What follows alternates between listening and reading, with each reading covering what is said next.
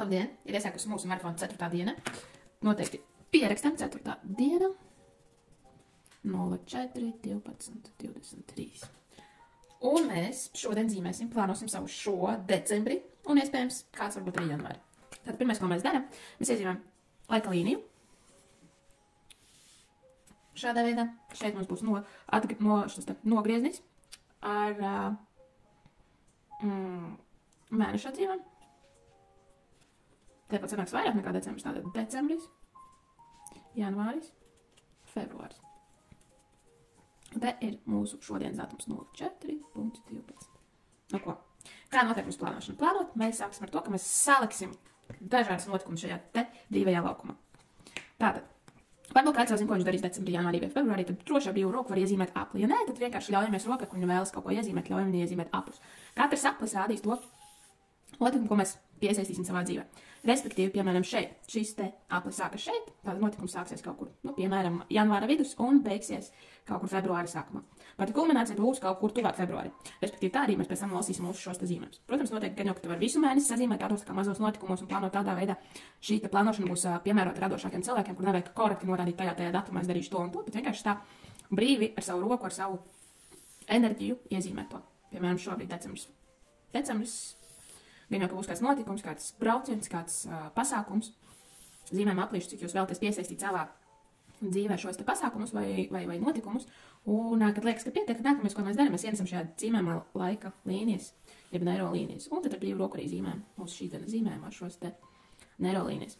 Atkārtošos tie, kas tagad tikai pieslēdz, ka neiro līnija neatkārtojas nevienā tās punktā, un tur, kur mēs vismazāk vēlamies to redzēt.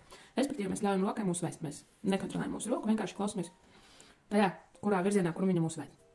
Kad līnija ir pietiekami, to nosakat jūs paši, mēs sākam arī apaļošanu. Tātad tālāk turpinam ar apaļošanu.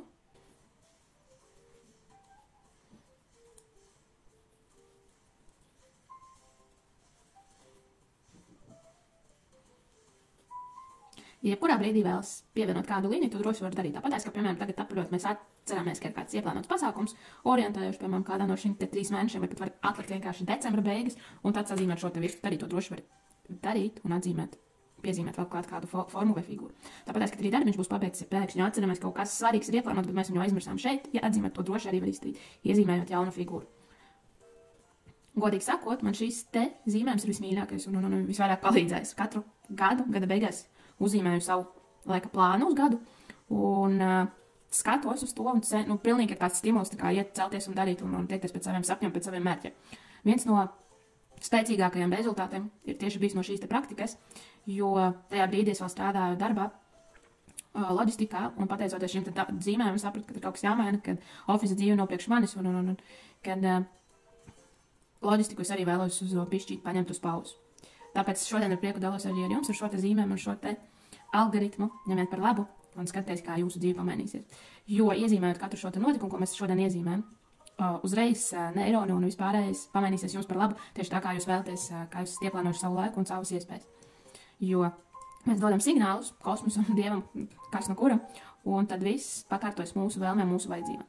Protams, bieži vien ir tā, ka mūsu vēlmes, tas, ko mēs vēlamies, ir kaut kas neiespējams, bet par to droši nevajag baidīties. Varbūt tas notiksies tikai kādu laiku ilgāk aizņems. Tāpēc nebeidamies, ļaujam sev šos te notikumus sapildīt un noapaļot un iekļaut savā dzīvē, savās neironu saitēs, savos neironu kontūros.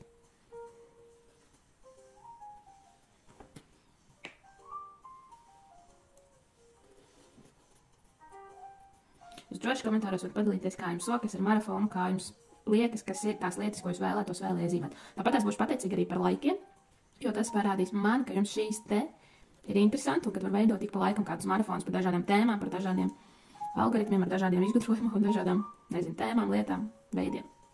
Tāpēc, ja par šo te skaties, ļoti priecāšos par tavu atbalstu, kad piesakosi šim te kanālam, vai arī noliekosi šo te video. Ko, apaļošana iet uz priekšu. Šodien tā veikli rit.